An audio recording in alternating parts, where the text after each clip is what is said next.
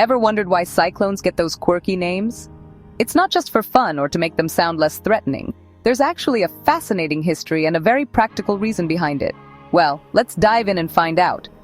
The story of cyclone naming is as dynamic as the storms themselves.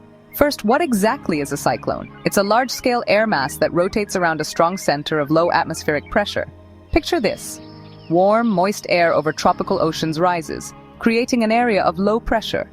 This is the initial spark that sets the stage for a cyclone. This causes surrounding air to rush in to fill the void, only to be warmed and rise as well. The process repeats, creating a powerful cycle. This cycle creates strong winds and a swirling vortex. The more it feeds on warm, moist air, the stronger it becomes. As this system rotates, it draws in more warm, moist air from the ocean, which intensifies the storm. The energy from the ocean is like fuel for the cyclone. And voila, when wind speeds reach a certain threshold, that's when we officially have a cyclone. This threshold is typically around 74 miles per hour or 119 kilometers per hour. Now, you might have heard different terms like hurricanes and typhoons. These terms can be confusing, but they all refer to the same type of storm. They are all the same phenomenon, but are named differently based on where they occur.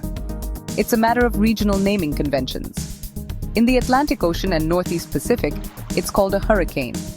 This term is derived from the Taino Native American word huracan, meaning evil spirit of the wind. In the Northwest Pacific, it's a typhoon. The word typhoon comes from the Chinese taifeng, meaning great wind. And in the Indian Ocean and South Pacific, it's known as a cyclone. The term cyclone comes from the Greek word cyclone, meaning moving in a circle. But who gives these storms such funny names? It's not just random. There's a method to the madness. Enter the World Meteorological Organization, or WMO. This specialized agency of the United Nations is responsible for naming these storms. They have predetermined lists of names for each region. These lists are carefully curated and updated regularly. These names are assigned alphabetically and alternate between male and female.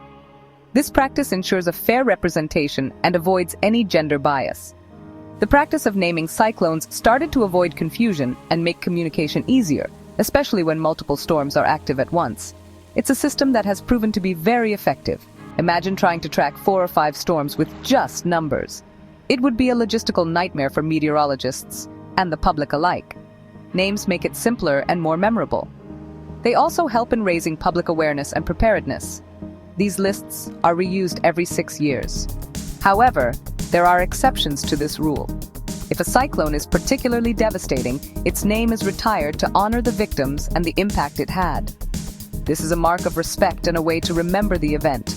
So next time you hear about Cyclone Fani or Hurricane Katrina, you'll know there's a systematic process behind these names. It's not arbitrary, it's a well-thought-out system. It's all about organization and clarity.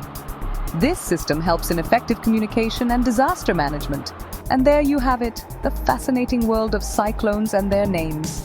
It's a blend of science, history, and practical necessity. Keep this in mind during the next storm season and impress your friends with your newfound knowledge. Stay safe, everyone. Thanks for watching. If you enjoyed this video, give it a thumbs up and don't forget to subscribe for more curious content. Your support helps us bring more informative videos to you. Until next time, keep wondering. Stay curious and keep exploring the wonders of our world.